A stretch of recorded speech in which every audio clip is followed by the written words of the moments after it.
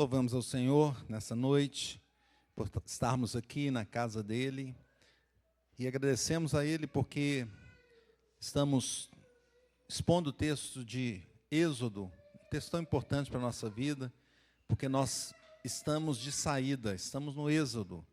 E hoje nós vamos continuando a nossa exposição, já estamos no capítulo de número 3, e eu convido os irmãos então a abrirem a Bíblia nesse texto, Êxodo, capítulo 3, e nós vamos ler os versículos 1 ao versículo 6. Convido os irmãos a colocarem em pé mais uma vez. Louvado seja Deus que podemos levantar, sentar. Agradecemos a Deus. Eu vou fazer a leitura desse texto, mas eu queria que os irmãos lessem comigo o versículo 4, todos juntos, quando passarmos por ele. Diz assim a palavra do Senhor.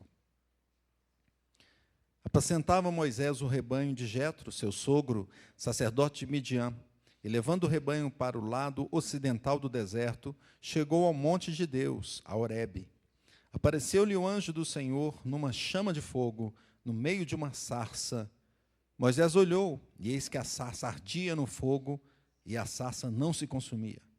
Então disse consigo mesmo: irei para lá, e verei essa grande maravilha, porque a sarça não se queima. Vendo o Senhor que ele se voltava para ver, Deus, do meio da sarça, o chamou e disse: Moisés, Moisés. Ele respondeu: eis-me aqui. Deus continuou: não te chegues para cá, tira as sandálias dos pés, porque o lugar em que estás é terra santa. Disse mais: eu sou o Deus de teu pai, o Deus de Abraão, o Deus de Isaque e o Deus de Jacó. Moisés escondeu o rosto, porque temeu olhar para Deus. Oremos. Santo Deus, tua palavra foi lida e nós clamamos ao Senhor a tua bênção, com temor também em nosso coração, mas com alegria de que o Senhor está aqui, o Senhor tem falado conosco. Pedimos humildemente que use o teu servo para trazer a tua mensagem e também que o Senhor abençoe cada irmão aqui presente neste momento e que os ouvidos sejam atentos, os olhos também, que deixemos de lado toda a distração e nos concentremos a ouvir a tua mensagem aos nossos corações. Prepara a nossa mente, nós oramos assim em nome de Jesus. Amém.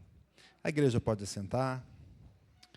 Você já viu algo assim maravilhoso que lhe chamou a atenção?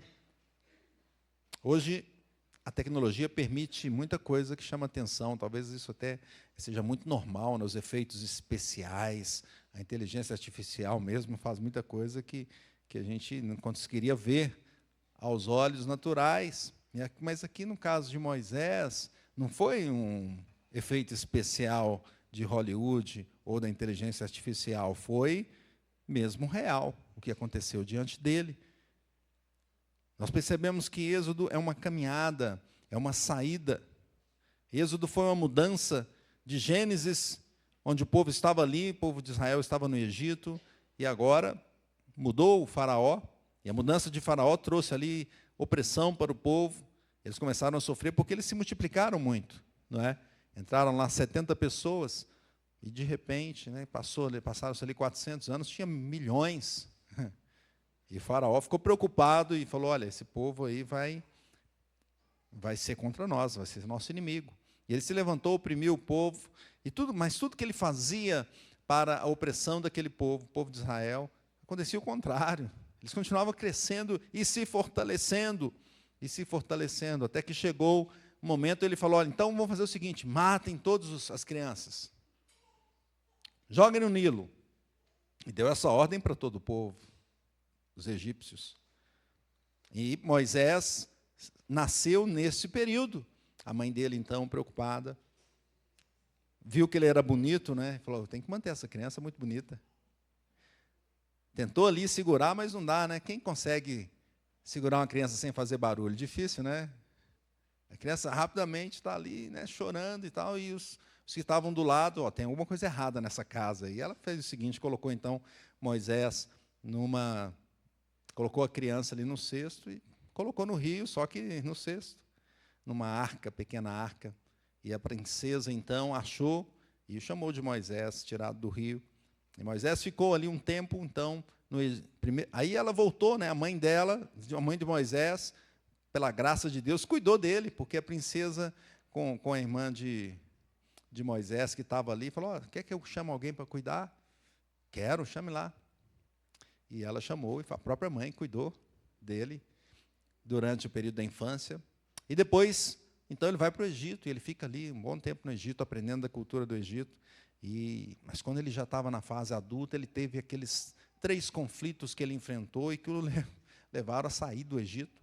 E ele foi para a terra de Midian. E no capítulo 3, então, ele estava ali na terra de Midian. Nós percebemos que Moisés estava nessa fase da sua vida, já tinha passado a infância, já tinha passado a juventude, ele foi para a terra de Midian, ali ele teve uma família, se casou, não é? E ele ficou ali cuidando do rebanho do seu sogro, Jetro, que era sacerdote de Midian. Levava o rebanho para o deserto, e chegou ali no monte Sinai, chamado Monte de Deus. E o anjo do Senhor, então, esse foi um momento, depois de muitos anos, né? Veja, a Bíblia diz aqui que já 40 anos ele tinha. Então, ele ficou um bom tempo, provavelmente, ali. Quando ele foi para lá, tinha 40, aqui passou mais 40. Então, tinha um bom momento ali, a vida dele, de preparação. Alguns autores falam isso, é interessante como ele foi preparado cuidando do rebanho. Né? Que naquela época, era um trabalho assim, que os egípcios nem gostavam. Na época de José, eles falaram, olha, os egípcios abominam os pastores, né? E ele ficou, então, ali cuidando do rebanho, mas Deus também cuidando do coração e preparando a vida dele, até que teve esse momento especial. E o título da nossa mensagem é A Chama do Chamado. Vamos dizer isso? A Chama do Chamado. Teve esse momento ali onde ele estava cuidando do rebanho no dia a dia, cotidiano. E o que acontece? O anjo do Senhor aparece, o fogo que ardia no meio de um arbusto, de uma sarça. E Moisés olhou para aquela situação, e estava queimando ali o arbusto. A sarça queimava, mas não se consumia. E ele, curioso, e falou assim, que maravilha, que coisa espantosa, o que é isso? Eu vou chegar mais perto para ver, para entender o que está acontecendo. Que ela queima, mas não se consome. Quando então o Senhor, vendo que ele chegava mais próximo, Deus o chama pelo nome, Moisés, Moisés. E ele responde, aqui estou. O Senhor fala com ele, não se aproxime, tire as sandálias, pois o terreno que você está, aqui é terra santa. E ele fala, eu sou o Deus de seu pai, o Deus de Abraão, o Deus de Isaque, o Deus de Jacó. Então Moisés ouviu isso, quando ele ouviu, ele cobriu o rosto e teve ali temor, teve medo de olhar para Deus. E eu destaco esse versículo de número 4, vendo o Senhor que ele voltava para ver, Deus, do meio da sarça, o chamou e disse, Moisés, Moisés. Ele respondeu, eis-me aqui, eis-me aqui. Alan Cole comenta que todo o conceito da vocação cristã se deriva da crença em que Deus se comunicou conosco pessoalmente e que nos chamou pelo nome. Se nos esquecermos disso, a doutrina da eleição pode se tornar desligada da nossa obediência e assim impessoal, abstrata e repulsiva. Então, nós percebemos que esse texto tem a seguinte proposição, Deus chamou o seu escolhido pelo nome, ou Deus chama o seu escolhido pelo nome. E como é esse chamado aqui de Deus? Como foi esse chamado aqui que Deus, nesse momento, deu a Moisés? Em primeiro lugar, um chamado que aconteceu na rotina diária. Leia comigo o versículo 1. Apacentava Moisés o rebanho de Jetro, seu sogro, sacerdote de Midian, e levando o rebanho para o lado ocidental do deserto, chegou ao monte de Deus, a Horebe. O que Moisés estava fazendo? Estava cuidando do rebanho. Estava fazendo alguma coisa excepcional. Quando Deus o chamou, ele teve um sonho violento. Não, ele estava fazendo o quê? Trabalhando, cuidando do rebanho. Ele estava no seu cotidiano. Possivelmente ele ficou ali uns 40 anos nesse trabalho. Não é? E ali naquele monte, então, Alan Cole fala sobre esse monte, Horebe, é um nome semita, não é? cujo provavelmente significa deserto ou desolação. É possível que fosse um nome semita correspondente ao Sinai. Então, Horebe e Sinai, nome em línguas diferentes, não é? E que tinham ligações com esse deserto de Sim. A localização exata não se sabe desse monte, não é conhecida. Contudo, tem um destaque importante aqui. Estava numa terra estrangeira. Não estava na terra ali, até porque Canaã ainda depois seria conquistada, mas mesmo assim não estava ali em Canaã, estava em Midian, não é perto de Midian, possivelmente na divisa, talvez. Não se sabe exatamente. Mas assim como Abraão foi chamado uma terra lá dos estranhos, Ur dos caldeus, aqui também Moisés é chamado ali naquela terra. Moisés ouve, então, o chamado do Senhor. Deus escolhe e chama Moisés numa terra estrangeira para ser parte do seu povo. Olha o que Matthew Henry comenta. Quão variável a vida do homem. A primeira vez que Deus apareceu a Moisés, encontrou cuidando de ovelhas. Parece um pobre emprego para um homem de sua capacidade, de sua educação. Foi criado lá no Egito, como príncipe, quem sabe. Ainda que tivesse satisfeito com ele,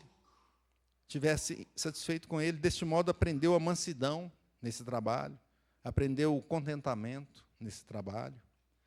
E por esse aprendizado se destaca na vida dele o conhecimento, então, também dos escritos sagrados. Ele mostra isso. Ele fala assim no final desse comentário: Satanás gosta de nos encontrar ociosos. Deus se agrada de nos encontrar ocupados. Chamou então Moisés, nesse momento de trabalho, no seu cotidiano. Deus nos chama, meus irmãos, quando a gente está na nossa vida normal. E o Senhor fala conosco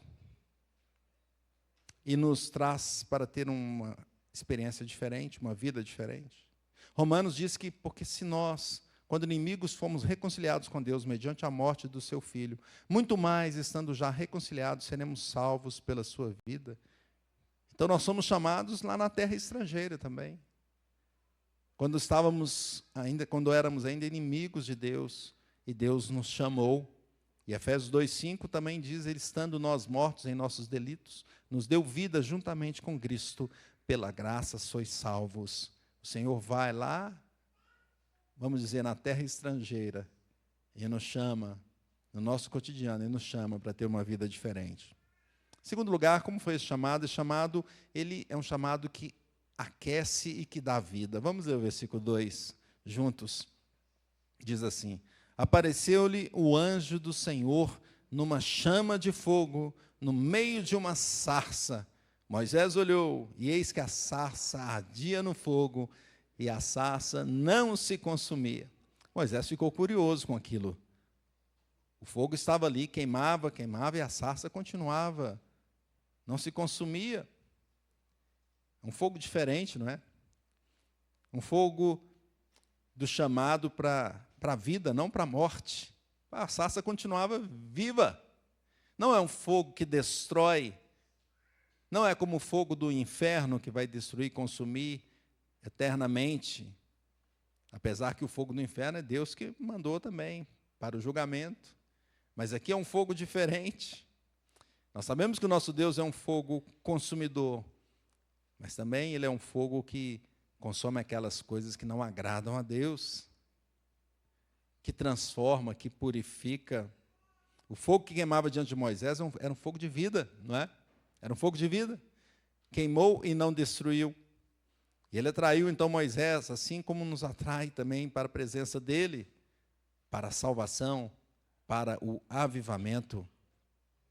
Pastor Marcelo comentou hoje sobre o hino que nós cantamos, e às vezes nós somos um pouco indiferentes, mas o Senhor está mudando a nossa vida. E o fogo do Senhor está queimando em nosso coração. Quantas vezes a gente ouve a palavra de Deus, a gente fica transformado, mudado, incomodado, porque é o fogo do Senhor queimando aquilo que não agrada. Fogo do Senhor que muitas vezes chega diante de nós para nos dar uma vida mais ativa. Atos 2:3, e apareceram distribuídas entre eles línguas como de fogo, e pousou uma sobre cada um deles, momento do Pentecostes. E dali os discípulos saíram, os apóstolos saíram pregando a palavra de Deus. Moisés foi chamado aqui com essa chama, e eu fiz esse trocadilho no título, a chama do chamado, essa chama que queima, e que começou a queimar ali na sarça, mas aqui na sarça ali estava mostrando também no coração dele, e no nosso coração é o fogo do Senhor entrando em nós e tirando as impurezas, aquilo que não agrada a Deus. É um fogo que traz vida e que chama para um trabalho na presença do Senhor para servir a Deus. Nós vamos continuar na caminhada e veremos esse chamado com mais detalhe. Mas Mackintosh, ele comenta assim, essa sarça, esse fogo na sarça, que é um símbolo belo, solene e próprio do Senhor habitando no meio do seu povo eleito e resgatado. O nosso Deus é um fogo consumidor, não para nos consumir, mas para consumir em nós e à nossa volta tudo que é contra a sua santidade e que é, portanto, um perigo para a nossa verdadeira e eterna felicidade. Quantas vezes estamos buscando a felicidade naquilo que é terrível para nós, achamos que aquilo vai nos trazer felicidade, mas é um perigo para a nossa vida, e o fogo do Senhor, então, queima essa situação em que nos envolve, que nos afasta da santidade. Terceiro lugar, meus irmãos, como esse chamado aqui aconteceu? Como é esse chamado? O chamado divino é para a santidade. Leia comigo o versículo 5. Leamos todos juntos. Deus continuou: não te chegues para cá, tira as sandálias dos pés, porque o lugar em que estás é terra santa. Estar na presença de Deus requer santidade. Alan Cole comenta que esta é a primeira ocorrência da palavra santo na Bíblia, e é bem significativo o fato de o conceito de santidade ser ligado à pessoa de Deus. Deus falou com ele: tire as suas sandálias, pois o lugar que estás é santo. E ele fez isso. E o fato de tirar as sandálias naquele ambiente, naquela região, mostra uma reverência grande diante de um poderoso. E aqui nós temos o Todo-Poderoso. O homem não pode se aproximar de Deus de qualquer forma. O termo anjo do Senhor aqui indica que era o próprio Deus. E o versículo 6 diz isso: eu sou o Deus dos teus pais. Era a presença de Deus ali com ele. E Moisés não podia ficar de qualquer forma. Ele tinha que chegar diante do Senhor com reverência. Veja que para os próprios reis da época, para que alguém fosse à presença do rei, era necessária alguma mudança, algum trabalho, algum trato ali. Nós lembramos de José. José estava na cadeia, chamou a Faraó. O que ele fez? Teve que tomar banho, fazer barba, se purificar. Nós lembramos de Esther. Esther não podia chegar diante do rei sem que o rei a chamasse. Imaginem para chegar diante de Deus. Moisés teve essa consciência, né? Ele percebeu que o Todo-Poderoso, como eu vou chegar diante de Deus? Como nós, pecadores, podemos chegar diante do Senhor? Mas o Senhor disse com ele: olha, está em lugar, em terra santa. E Deus estava preparando a vida dele, preparando também aqui com essa mensagem a nossa vida. Nós devemos buscar a Deus com reverência. Nós devemos buscar ao Senhor através de Jesus. Senão nós não podemos chegar diante dele. Como chegaremos diante do Senhor? Com as nossas mazelas, com os nossos pecados, com os nossos erros. O que o Senhor vai falar? Devemos chegar diante do Senhor de forma humilde, temendo a Deus e pedindo a misericórdia, a graça de Deus, para que nós tenhamos acesso ao trono da graça. O chamado é para a santidade. Pedro diz assim: porque escrito está, sede santos, porque eu sou santo. Deus nos chama, então, ainda hoje, para a santidade. O tema da nossa igreja nesse ano é a santificação. E Deus está nos chamando para prepararmos a nossa vida, dia após dia, para tirarmos as sandálias, andarmos de forma humilde, para nos curvar diante de Deus, como Ele fez aqui, ter temor do Senhor, para que Ele não nos consuma, mas que Ele consuma aquelas coisas que não agradam ao Senhor. Quarto lugar, como que é esse chamado aqui, meus irmãos?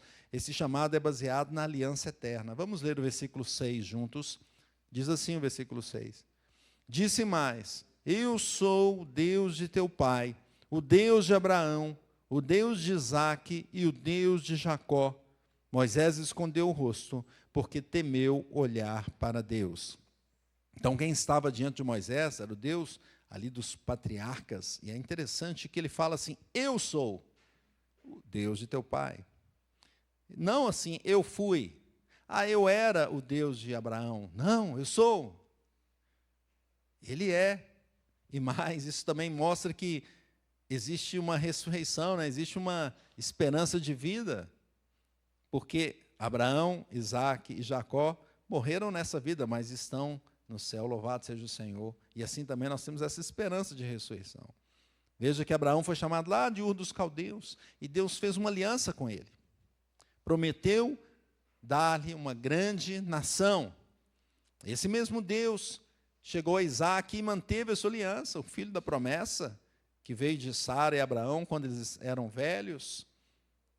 E depois, então, a Jacó, e mudou o nome de Jacó para Israel. E o Senhor apareceu a esses homens de Deus, os patriarcas, então, e Deus continuou mantendo a sua aliança com eles. O que Deus prometeu, Deus cumpriu. Deus cumpre tudo o que Ele promete. Moisés reconheceu o chamado do Altíssimo, escondeu o rosto com temor de olhar para Deus, e ele estava percebendo que Deus estava ali para seguir essa aliança. Essa fala aqui mostra exatamente o Deus da aliança que vai cumprir até o final o seu chamado. Uma coisa é certa, ele teve temor e teve reverência diante da aliança de Deus, porque Deus faria exatamente tudo o que ele falou, o que ele falava. Tudo. Deus renova então a sua aliança. Pensamos aqui, 400 anos que se passaram, e Deus aparece diante de Moisés, e quando nós levamos isso ao Novo Testamento, nós vemos também 400 anos que Deus permaneceu em silêncio, e depois chegou a vinda de Jesus, como uma renovação da aliança, aqui como se fosse uma renovação da aliança. Deus falou: eu vou tirar esse povo daí. E também quando Jesus veio, nós veremos daqui a pouco na ceia do Senhor, a nova aliança, o sangue de Jesus. Louvado seja Deus. Nós percebemos esse texto já apontando para Jesus, para aquele que é o Messias, que veio para transformar e trazer e cumprir tudo que Deus havia prometido. A aliança eterna do Senhor. O Senhor cumpre as suas promessas. A aliança que Deus fez com o seu povo, ela foi renovada então com Jesus Cristo. Os profetas falavam a respeito dessa renovação da aliança. Jeremias 31:31. Eis aí vem dias, diz o Senhor, em que firmarei nova aliança com a casa de Israel e com a casa de Judá. E depois o próprio Jesus afirma essa aliança renovada, Lucas 22:20. Semelhantemente, depois de cear, tomou o cálice, dizendo: este é o cálice da nova aliança do meu sangue, derramado em favor de vós.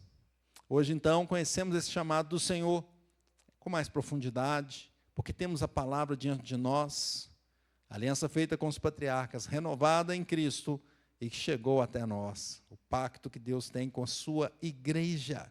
Nós somos o povo do Senhor, a igreja do Senhor, e esse chamado do Senhor é um chamado eficaz.